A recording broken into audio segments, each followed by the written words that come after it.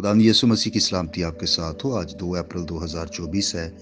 मत्ती रसूल की मार्फत लिखी गई इंजील मुकद्दस की आयत बाय तफसीरी मुताला को जारी रखते हुए आज हम 22वें बाब की 23वीं और 24वीं आयत पर गौर करेंगे और इनमें यूँ लिखा है, उसी दिन सदूकी जो कहते हैं कि क़यामत नहीं होगी उसके पास आए और उससे ये सवाल किया कि ए उस्ताद, मूसा ने कहा था कि अगर कोई बे औलाद मर जाए तो उसका भाई उसकी बीवी से ब्याह कर ले और अपने भाई के लिए नस्ल पैदा करे।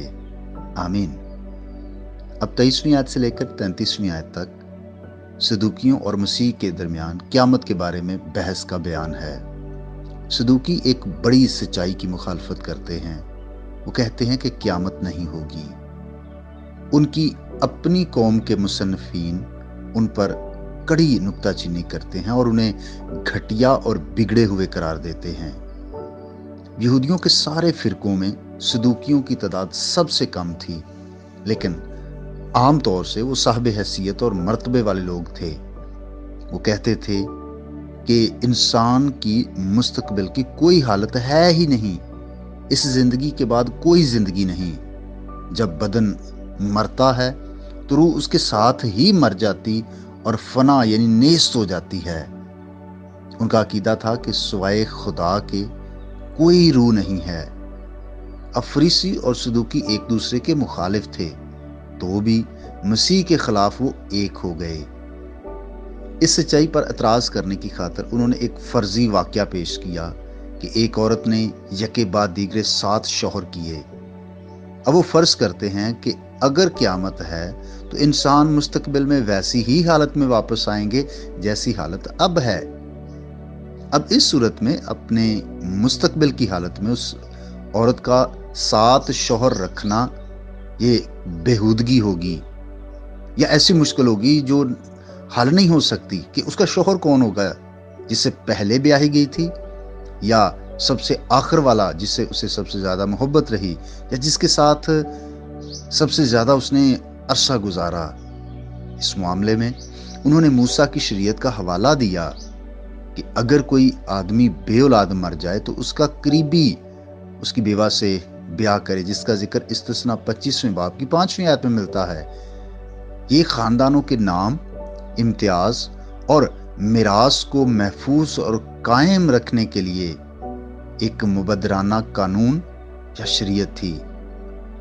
और उन्होंने इस सिलसिले में यीशु मसीह से सवाल किया। खुदावंद यीशु मसीह ने बड़ी खूबसूरती से इसका जवाब दिया। आने वाले दिनों में हम इसके बारे में सीखेंगे। आज भी बहुत सारे लोग ऐसे हैं जो आने वाली जिंदगी पर यकीन नहीं रखते। वो कहते हैं कि ये जग मिठा ते अगला किस डिठा, और वो इस तरह से जिंदगी को गुजार रहे हैं कि जैसे इस जिंदगी के बाद आगे कुछ है ही नहीं। वो खुदा से दूर जिंदगी गुजार रहे हैं। भाई और बहनों, अगर हम गुनाह और बदी की जिंदगी गुजारेंगे तो अबदी हलाकत में जाएंगे, लेकिन अगर मसीह पर ईमान लाकर उसे अपना निजात दहिंदा कबूल करके उस रास्तबाजी को हासिल करके पाकीज़गी की ज़िंदगी गुजारेंगे तो यकीनन हम फिरदौस में दाखिल किए जाएंगे। इसलिए आने वाली ज़िंदगी की तैयारी कीजिए। खुदा आपको बरकत दे। आइए हम दुआ मांगे। मसीह यीशु में हमारे बाप, हम तेरा शुक्र अदा करते हैं, हम तेरी तमजीद और तारीफ़ करते हैं आज की इस नई सुबह के लिए। मैं शुक्रगुजार हूँ कि ईद क़यामतुल मसीह के तमाम प्रोग्राम्स, तमाम इबादत अच्छे तरीके से हुई और ऐ खुदा हर तरफ खैरियत और सलामती रही। सो इस बात के लिए शुक्रगुजार है। मेरी दुआ है कि ऐ खुदा इस नए महीने में भी अपने लोगों को बरकत देना और ऐ खुदा इस कलाम के वसीला से अपने लोगों को बरकत दे और आज का दिन हम तेरी फर्मा बरदारी में गुजार सकें। जो बीमार हैं मैं उनकी सेहतयाबी के लिए दुआ करता हूँ कि यीशु मसीह के लहू की कुदरत के सबब से वो चंगे हों, शिफा पाएँ और तेरी तमजीद करें। जो किसी और दुख, तकलीफ़ या कमज़ोरी, बीमारी में हैं उनकी भी मदद फरमा यीशु मसीह के नाम से। आमीन। मेरा नाम पास्टर बिशारत है और ये पैगाम आपको इवेंजेलिकल चर्च अटक की तरफ से भेजा गया। तक हमारा चैनल सब्सक्राइब नहीं किया तो अभी सब्सक्राइब करें और बेल आइकॉन को क्लिक करके हमारी लेटेस्ट वीडियोस के बारे में अपडेट जानें।